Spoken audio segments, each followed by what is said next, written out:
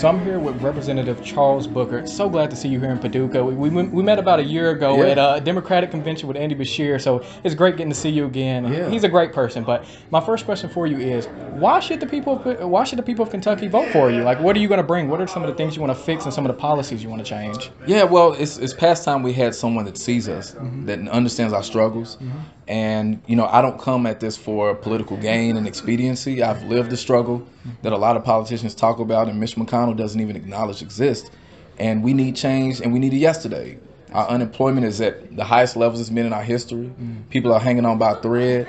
Folks are rationing insulin like I've had to do, trying to decide between paying the bills and keeping the lights on. And for me, it is an understanding that in order for us to build a better future, we got to invest in people. And so the 3 priority points for me is guaranteeing health care as a human right.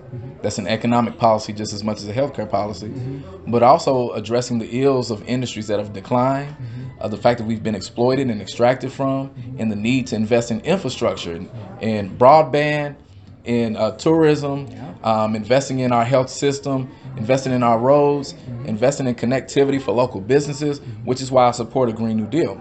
In fact, put the politics aside, we need a Kentucky New Deal for our future. And then I talk about the universal basic income because my message is not just about beating Mitch McConnell.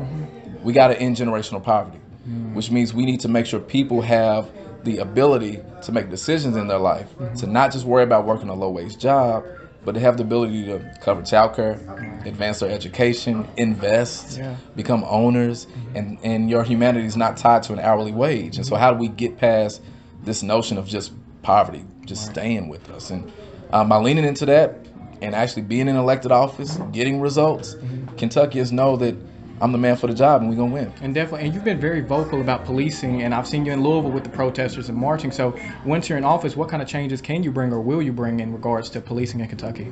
Yeah, I think this is a moment where we can completely reimagine public safety.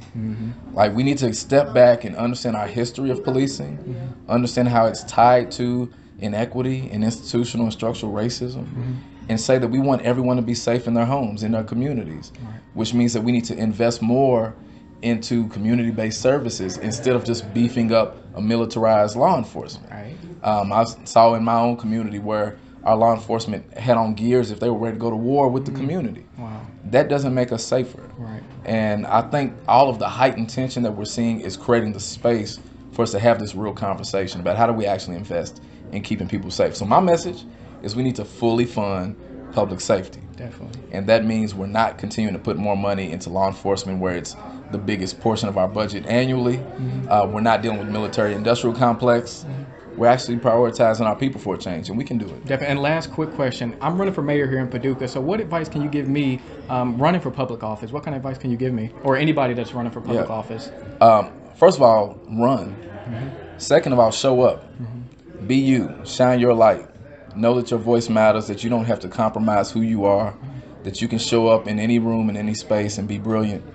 And just know that your voice matters and that you deserve to be in this moment. I appreciate that. That's great. So thank you so much for doing this interview, and it was great getting to see you again. Thank I you, appreciate you. Yeah, definitely. Man. After I win, we're going to do another one. Definitely.